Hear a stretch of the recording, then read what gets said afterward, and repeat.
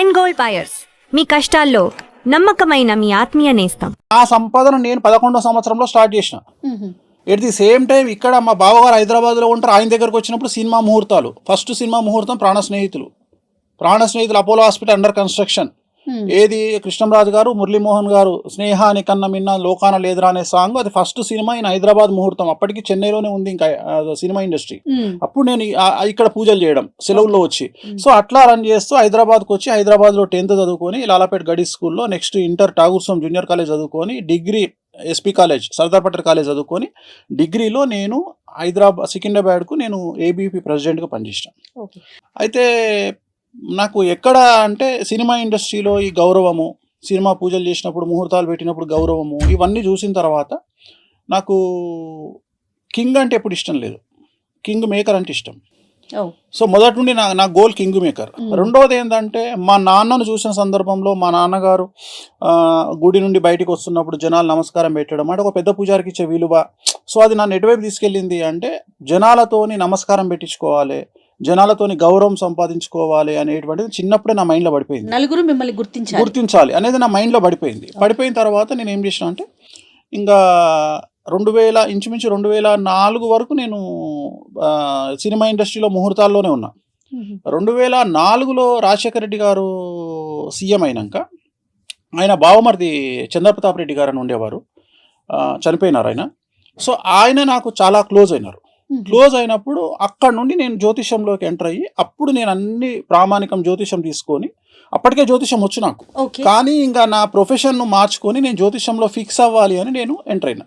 అంటే ఇక నేను అప్పుడు ఎన్నుకున్నా 2004లో నేను ఫిక్స్ అయిన ఏంటంటే జ్యోతిషం అనేది ఇంకా నేను ఫైనల్, నేను ఇదే నేర్చుకుంటా. అంటే జ్యోతిషం అనే సబ్జెక్ట్ ని డెప్త్ గా వెళ్ళి దాంట్లో నేను ఆలోచన చేసింది ఏంటంటే జ్యోతిషం అందరు చెప్తారు.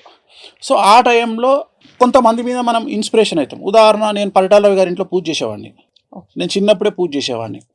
ఆయనను చూసినప్పుడు ఒక 100 మంది గన్మెన్లు, 100 మంది సెక్యూరిటీ, సునీతమ్మ వాళ్ళందరికీ వండి పెట్టడం, అంటే చాలా ఫ్యామిలీస్ చాలా దగ్గర నుండి, ఎందుకంటే చాలా చాలా దగ్గర నుండి చూసినటువంటి నాది సబ్జెక్ట్. ఎందుకంటే సినిమా ఇండస్ట్రీలో ఇప్పుడున్నంత జనాలు అప్పుడు లేరు, ఇంత క్రౌడ్ లేదు. ఉదాహరణ, నేను పద్మలయ స్టూడియోలో నాయిల్లే నా స్వర్గం అని సినిమా షూటింగ్ అవుతుంటే దివ్యభారతి నేను కలిసి నా 2-వీలర్ మీద తిరిగేది రోడ్డు మీద. అంటే ఆమె టీ తాగడానికి బయటకు వచ్చేది, అంటే అసలు ఇంత లేదు క్రౌడ్. సో అట్లా మెల్లిగా మనకి ఏమర్థమైందంటే ఈ సబ్జెక్టును మనం ఎట్లా బయటికి తీసుకురావాలి అంటే, సెలబ్రిటీస్ మనతో తిరుగుతున్నారు. సో ఒక సమాజంలో ఒక సెలబ్రిటీకి వచ్చే కష్టాలు ఏంటివి అంటే, నాది నార్మల్ కాదు. నేను అనేది ఏంటంటే, చాలామంది డబ్బు లేకపోవడం కష్టాలు అనుకుంటారు, కానీ డబ్బు ఉండడం కష్టం. దాన్ని అంచనా వేయాలి అంటే దాంట్లోకి వెళ్ళి మనం పరకాయ ప్రవేశం చేసి చూడాలి.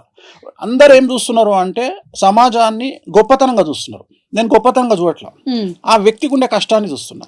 వేణుస్వామి ఒకటే పాయింట్, జరగబోయే నష్టాన్నే చెప్తాడు. వేణుస్వామి మోటివేషనల్ స్పీకర్ కాదు. మంచి నాన్న సమాజంలో చాలామంది ఉన్నారు, పోండి చెప్తాడు, మీరు సీఎంలు అవుతారు. మీకు ఒక విషయం తెలుసా, నా దగ్గరకు ఒక అమ్మాయి వస్తుంది, జాతకం చెప్పండి గురువు గారు అంటారు. నేను హీరోయిన్, నీ జీవితంలో హీరోయిన్ కావు. డిసప్పాయింట్ చేయడం కాదు, ఇమ్మీడియట్గా మనం ఏం చెప్తున్నాం, ఒక బోటికి పెట్టుకోండి అంటే నీకు నేను ఆల్టర్నేటివ్ చూపిస్తున్నారు. ఆ అమ్మాయి ఏముంటుంది, నేను రష్మికను దొక్కేయాలి, నీకంత సీన్ లేదంట. ఇట్లనే మన ఇద్దరం ఎట్లయితే ఇంటర్వ్యూ చేస్తున్నామో అట్లనే ఒక ఇంటర్వ్యూ చేసినప్పుడు ఒక అతను, పేర్లొద్దు, అతను వచ్చిండు నా దగ్గరికి. వచ్చినప్పుడు ఇట్లనే నేను కార్లో పోతుంటా అంటే, నా కారు ఎక్కువ అన్నాడు, ఎక్కడన్నా డ్రాప్ చేయాలి, నా కారు ఉంది ఆల్రెడీ, డ్రాప్ చేయాలి. 70 లక్షల కారు ఎక్కుదాం పా అన్నాడు. డేట్ ఆఫ్ బర్త్ చెప్పు అన్నా. ఎంబడే సంవత్సరం తర్వాత నీ బండి ఉండదు, నీ బండిలో పెట్రోల్ ఉండదు పో అన్న. వెంకటేశ్వర స్వామి వారి మీద ఒట్టు, అబద్ధం కాదు. ఇదే మాట మాట్లాడినా. నా సంఘం నీకు తెలియదు, 10 కోట్లు పెట్టి ఇల్లు కడతా అన్నాడు. కట్టు. నేను ఒకటే చెప్తాను, నీ జాతకంలో నీకు ఈ కారు ఉండదు, నీ తన పెట్రోల్కు పైసలు ఉండవు, కథ నువ్వు బిస్కెట్ నీ లైఫ్ పో అని చెప్పిన. సంవత్సరం తర్వాత తెలంగాణ పార్టీ భవన్ పక్కకు మోర్ మెడికల్ హాల్ అని ఒకటి ఉంటుంది, మోర్ మెడికల్ హాల్. అందులో నేను మందులు కొంటున్నా. నా పక్కకు ఒక ఆయన వచ్చి నిలబడ్డాడు. నమస్తే పంతులు. నమస్తే, ఎవరు? పలానా రోజు ఆడ కలిసినాం మనం. అవును, ఏం సంగతి, ఎట్లను? అయిపోయింది పంతులు. ఏమైంది? ఆల్టో కార్లు వచ్చిన, నువ్వు చెప్పినట్టే అయింది. అది Venu Swamy. And for more videos, Please subscribe to iDream channel. Subscribe to iDream Media. Please subscribe to iDream. Please subscribe to iDream. Please subscribe iDream. And please subscribe to iDream. For more videos, subscribe to iDream. please like, share and subscribe to the channel. Congratulations, iDream. Subscribe to iDream. Subscribe to iDream. So subscribe to iDream Media. iDream की iDream team अंदर की huge congratulations. Please subscribe iDream Media. Please subscribe to iDream. Subscribe iDream. Please subscribe to iDream. iDream అంటే నా కళల channel subscribe చేసుకున్న నోరు తిరుగుతలేదు, మీరైతే గంట గుర్తు కొట్టండి. For more such videos, please subscribe to iDream. Subscribe to iDream. Please subscribe to iDream. Please subscribe iDream Media. Please do subscribe to iDream. Please subscribe to iDream Media. For best entertainment and information, please subscribe iDream. And don't forget to subscribe to iDream.